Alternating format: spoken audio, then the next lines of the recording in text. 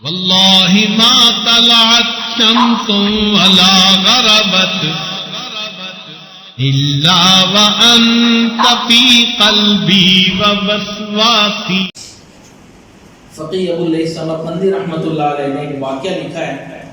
فرماتے ہیں کہ حضرت عمر رضی اللہ تعالیٰ حضور انور صلی اللہ علیہ وسلم کی خدمت میں تشریف لا رہے تھے.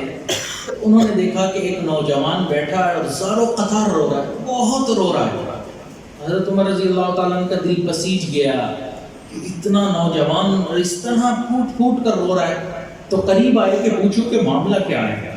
اس سے پوچھا تو اس نے کہا کہ میرے سے ایک گناہ ہو گیا ہے، اس گناہ پر میں نادم اور شرمندہ ہوں، اس وجہ سے رو رہا ہوں.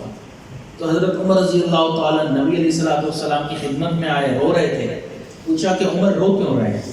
عرض کی اللہ کے محبوب ایک نوجوان تھا، اس کو میں نے دیکھا روتے ہوئے، تو اس کے رونے پر مجھے رونا آ گیا، تو وہ کہتا ہے کہ مجھ سے گناہ ہو گیا، اس وجہ سے میں رو رہا ہوں. تو نبی علیہ السلام نے فرمایا اس کو اندر بلاؤ. وہ نوجوان آیا تو نبی علیہ السلام نے فرمایا کہ اے نوجوان یہ بتا کہ کیا تو نے شرک کیا ہے؟ اے اللہ کے نبی میں نے شرک نہیں کیا. تو یہ بتا اے نوجوان کیا تیرا گناہ اللہ کے عرش سے بھی بڑا ہے؟ اس نے کہا میرا گناہ اللہ کے عرش سے بھی بڑا ہے. کیا تیرا گناہ اللہ کی کرسی سے بھی بڑا ہے؟ کہنے لگا اللہ کی کرسی سے بھی بڑا ہے. تو نبی علیہ السلام نے فرمایا نوجوان تو نے گناہ کیا کیا ہے؟ تو وہ کہنے لگا کہ اللہ کے نبی میں کفن چور تھا، کفن چرایا کرتا تھا. جب لوگ اپنے مردے کو دفنا دیتے تو اس کے بعد میں ان کے کفن کو چرا لیا کرتا تھا. گزشتہ رات ہوا یہ کہ یہاں پر ایک نوجوان لڑکی کی وفات ہوئی، تو اس کے قبیلے والے جب اس کو دفنا کر چلے گئے تو رات کے وقت میں وہاں پہنچا اور میں نے اس نوجوان کے کفن کو چرایا اور باہر آیا. تو شیطان نے مجھے بھٹکا دیا، بہکا دیا.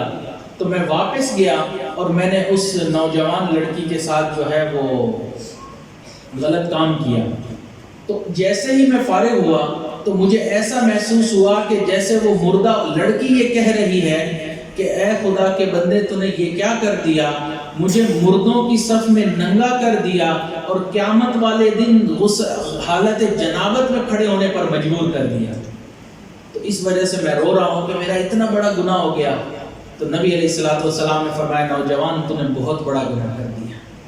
جب اللہ کے محبوب نے بھی یہ فرمایا تو اس کے دل میں آیا کہ اس سے پہلے کہ کوئی اور بات ارشاد فرما دیں اور میری آخرت اور زیادہ تباہ ہو جائے تو میں وہاں سے چلا جاؤں. وہ اٹھا اور باہر چلا گیا اور غاروں میں چلا گیا. کسی کو نہیں پتا چلا کہاں گیا.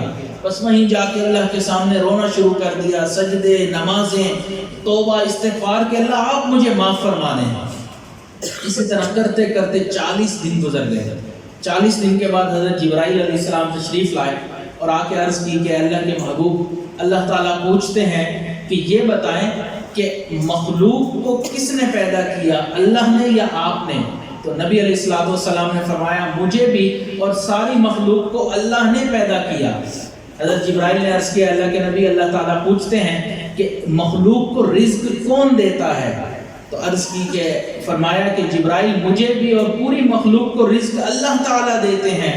تو حضرت جبرائیل نے عرض کیا اے اللہ کے محبوب اللہ تعالیٰ نے مجھے بھیجا ہے کہ میرے محبوب کو جا کے بتا دو کہ وہ نوجوان نے اتنے دل سے میرے سامنے توبہ کی ہے کہ میں نے اس کے گناہ کو معاف کر دیا ہے.